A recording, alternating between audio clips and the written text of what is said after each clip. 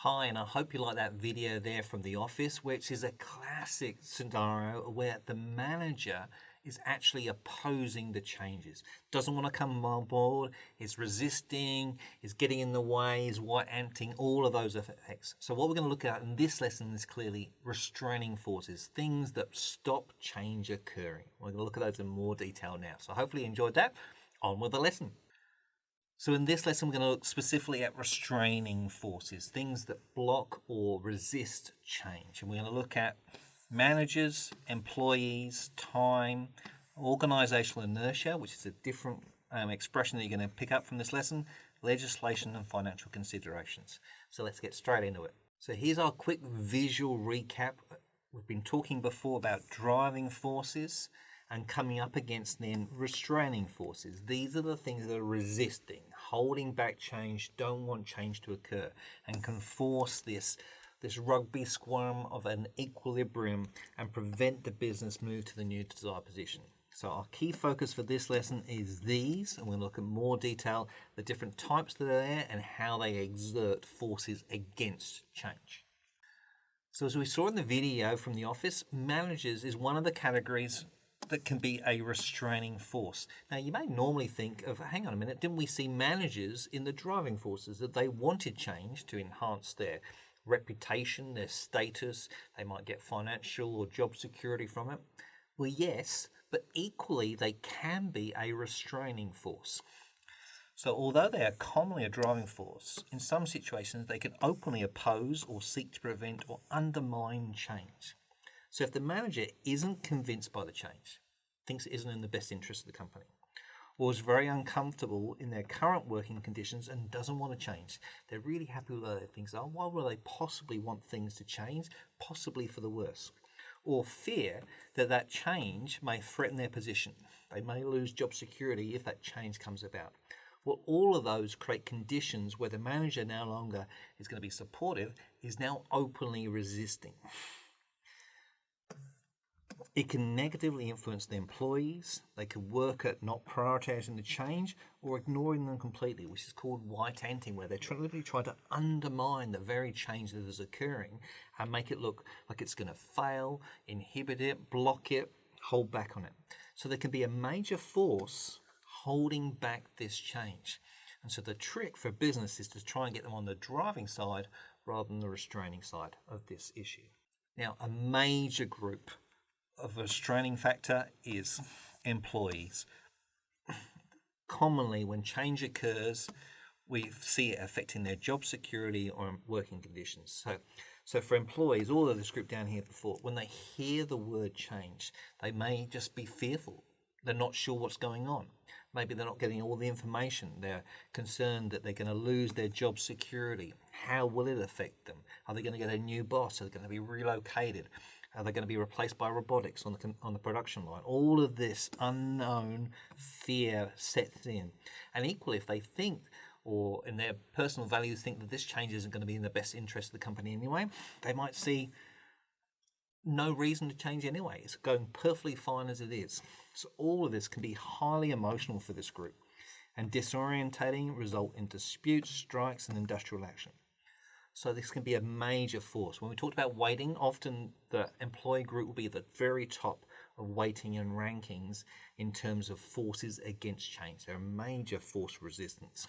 So for businesses to overcome this, they're going to look at all sorts of ways to make sure they've got all the information. They feel supported, trained, and encouraged to embrace the change rather than resist it. So this is an important group to try and turn down from the 10 out of 10 resistance to try and bring them down at least to the 1 out of 10 type of category. So big factor to consider and try and overcome it. Another big restraining force is time, or more importantly, the lack of it. So change takes time, and having insufficient time to work through the change can cause resistance. We just don't have the time to bring in the new equipment or to train staff up appropriately. Sometimes we can go in half-baked and it can be unsuccessful. So time can be a serious restraining force by the absence of it. So whenever there are deadlines, manager announcements, delays with contractors, they all put time constraints on a business and make it hard for them to achieve the change. Equally, If a competitor moves into an industry, then really you want to try and respond as quickly as possible, otherwise they're going to steal your market share. However, trying to bring about that change, changing the tasks, procedures, or products can be very long and it'll leave you behind the eight ball. The idea being is trying to be proactive rather than reactive in that situation. If we can see these forces coming, is we try and anticipate them and get ahead of them rather than waiting for them to happen, and then we're constantly chasing our tail trying to keep up. So we're trying to be proactive rather than reactive to try and reduce what is arguably, again, a very big restraining force for change.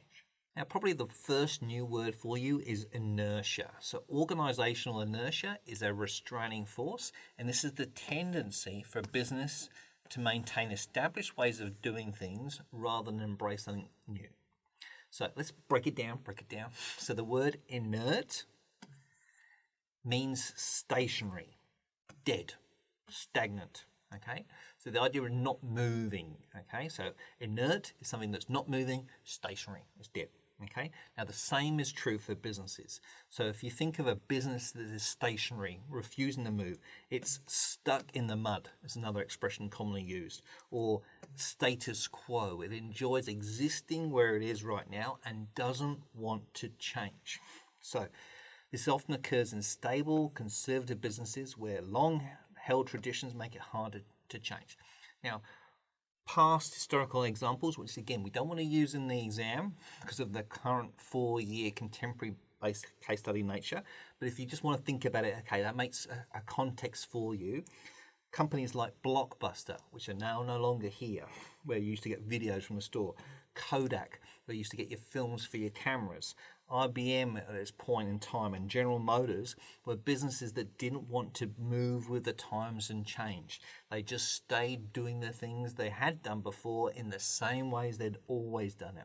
Tradition and conservative nature overruled everything else, and they refused to move with the times.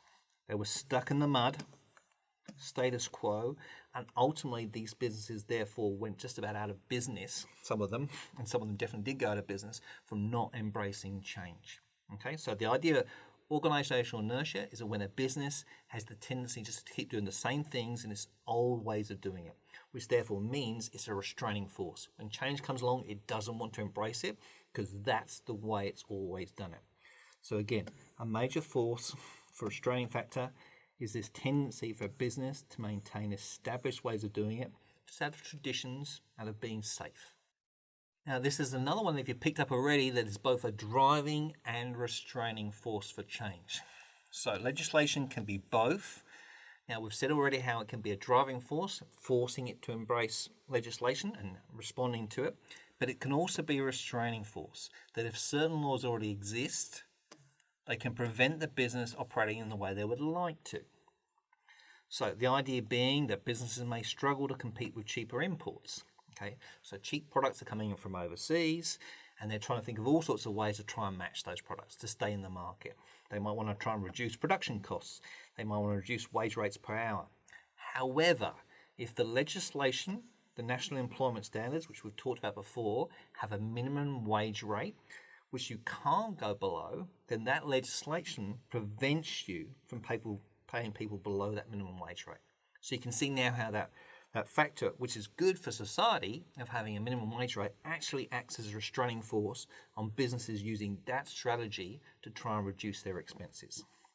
So the idea being that there's legislation out there that slows change occurring or can in some areas prevent it. Another example would be where if you fail to comply with fines, suspensions, or even prison sentences if the breach of legislation is serious enough. So in Australia, when you have that legislation, you can't just bypass it and go, okay, those minimum wage rates don't apply to me, and this is our way of reducing expenses. That legislation has certain compliance, and you have to hold it back, and therefore it becomes a big restraining force on the way that businesses would like to change. Okay, another big restraining force is money, or the lack of it. So when you go through business change, when you're investing in new technology or you're investigating in new ways of doing things, production and processes, it can often incur financial costs. Now, if you don't have sufficient funds to do that, then clearly the insufficient funds prevents you doing the change you wanted to do in the first place. So even though your intentions may be there, if you haven't got the money, then you can't go through it. Now, this is especially true, unfortunately, for small businesses because they will just have less money to be able to tap into. The lack of funds may require them to look at different ways of doing this by looking for bank finance rather than their own funds, or looking for merging with another business to allow them to scale up the production they wanted to. It might require them to unfortunately scale down the plans or even get rid of the plan completely. If we don't have the finance and we've shaken their money tin and we don't have any money in there, then we couldn't do the change if we wanted to. So lack of finance, I think we've shown here, it can be a big restraining force preventing change occurring. So here's a worked example where we can put all that theory into practice. So this question requires us to explain. So remember, we need a bit of detail here. Explain how managers can be both a driving and restraining force for change in the business. Now, worth 4 marks. Now, we're explaining both driving and restraining, so we can probably already anticipate we're going to get marks for showing how they're a driving force as well as a restraining force. And you would anticipate it being the 2 and 2. So you can see the way we've scaffolded this up. It's by having like a mini paragraph between the two, just to make it really examiner friendly so we can instantly pick up the marks that are available. So managers are a driving force for change, as they are often the ones that provide the personal drive to initiate and maintain the momentum of the change.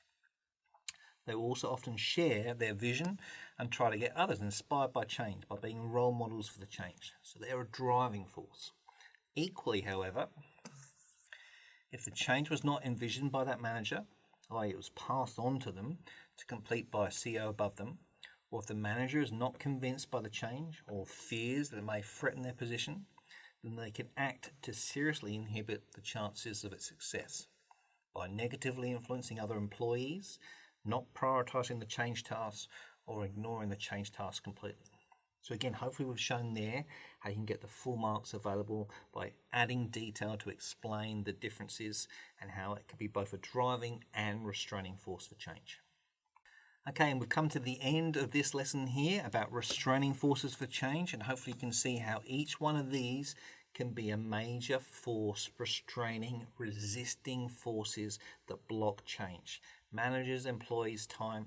That one we talked about as being slightly different, organisational inertia, that status quo, stuck in the mud, stagnant, the inability to change in the culture of the business, legislation, and the lack of finance. So hopefully you can see all those coming together. In our next lesson, we're going to look at Porter's generic strategies. So I look forward to seeing you then.